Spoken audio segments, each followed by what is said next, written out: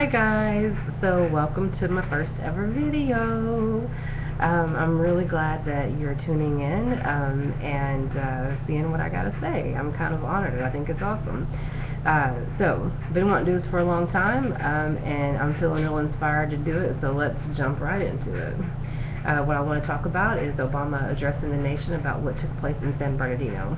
He has some talking points, and I want to talk about some of his talking points. Alright, so off top. As with any situation like this that occurs, there is an attack on the Second Amendment rights.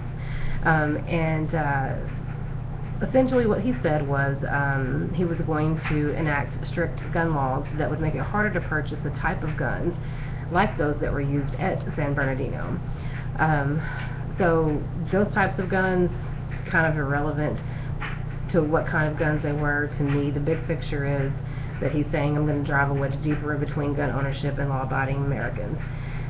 So nobody comes and steps on the scene and says, hey, I'm here to take your stuff, I'm taking your guns, your ammo, you can't buy anything, you can't do anything. That's not going to happen. So instead what they do is they chip away at it bit by bit by bit.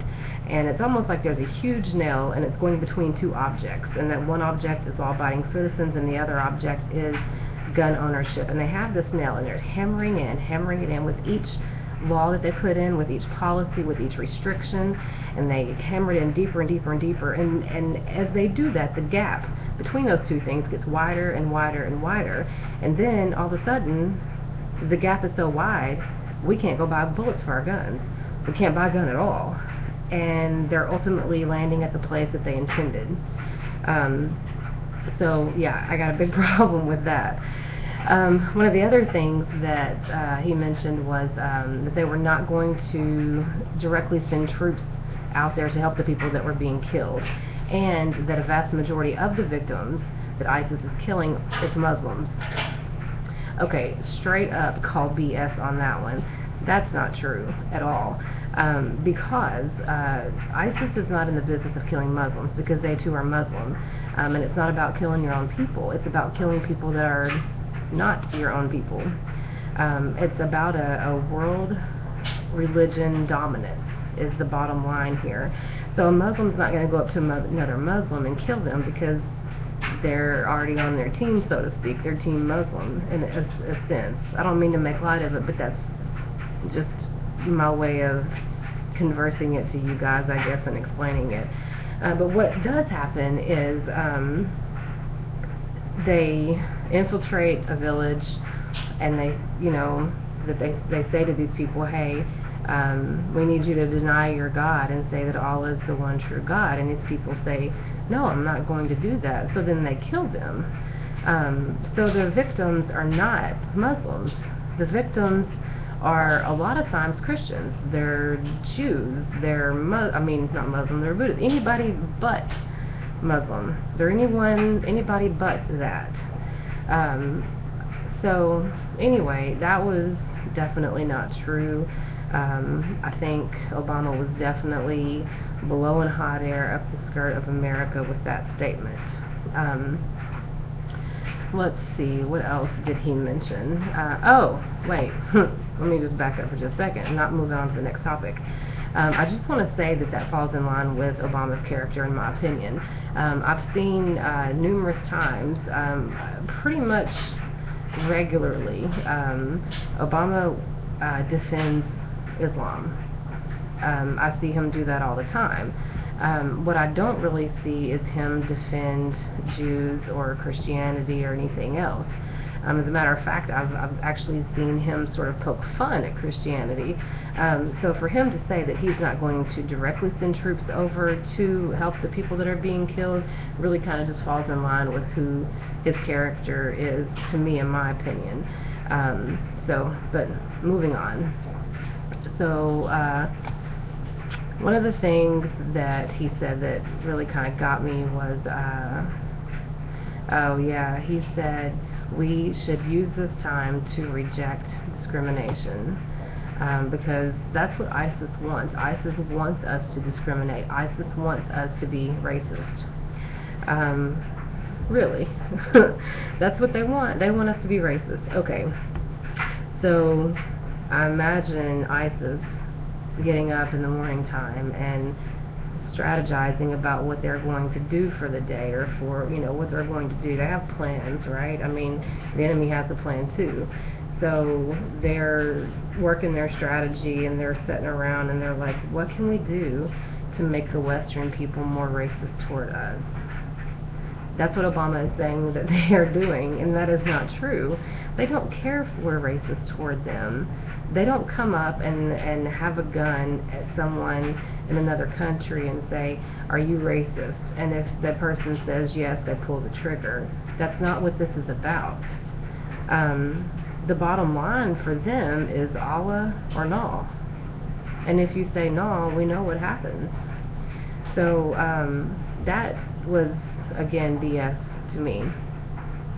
Oh, and speaking of discrimination, the lady that where these suspects lived in the apartments, the neighbor, she was suspicious of them, and she actually didn't report her suspicions because she was afraid that people would think that she was discriminating. So she said that, and then Obama goes behind her and says, don't discriminate. So the very thing he's telling you not to do is the very thing that really possibly could have saved these people's lives. But we have the government, we have Obama, we have the mainstream news media. They've got their pom-poms in the air and they're chanting BPC, BPC, and they're shoving down our throat to be politically correct, to not discriminate. So, as a result, the lady was scared to say anything, and she didn't. Could that have potentially helped these people and them lived? It's a possibility. It definitely is. Something else that he said, this is sort of the last point, I guess.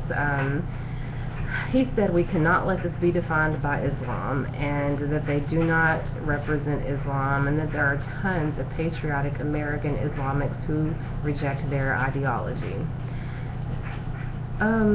So as with anything, you shouldn't just believe it because that's what they're telling you. And I'm saying you should question everything. So question what I'm saying, and question what he is saying. And I'm questioning him. I want to know, who says that? What patriotic American Islamics are rejecting the ISIS's ideology? I would like to hear those people myself say that they reject this. I can't think of a time that that's been, that they've done that. I don't know. But here's the bottom line. There's three questions in my head that would sort of define whether or not someone rejects what ISIS is doing, that is Islamic. So, questions are, one, if you believe that Allah is the one true God, what should be done to those who do not think that He is the one true God? I don't, so far, I've not heard anyone say, well, I think that we should all just coexist together. That's not the message that you get. The message that you receive is, then they should die, because that's what the message, or the ideology behind that is, that there's no coexistence, because the whole deal is that they believe that Allah is the one true God, and that has to be sort of the whole consensus worldwide, and that leads back to radical Islam. Last two questions is, do you support Sharia law, and should that law be here in America? And if the answer to those are yes, then that also leads back to some form of being radical because of the laws that are in place. The laws that say it's okay to rape, the laws that say it's okay to stone. So if anybody, these patriotic American Islamics, if they say yes to these questions, then that again leads back to them being radical, in my opinion. And also, when I heard that, I thought, when he said, not to let this represent Islam, I thought, well, okay, so the Planned Parenthood guy, we can't let his affiliation with some, right-wing thing be a connection either. We can't let those two affiliations link up if we can't let what ISIS is doing be linked up with Islam. So that's what I had to say, guys. I want to thank you again for watching my video, and I'm pretty sure I'm going to get a lot of hate comments, but it's all good. And stay tuned. I will be posting more soon. Thanks, guys. Take care.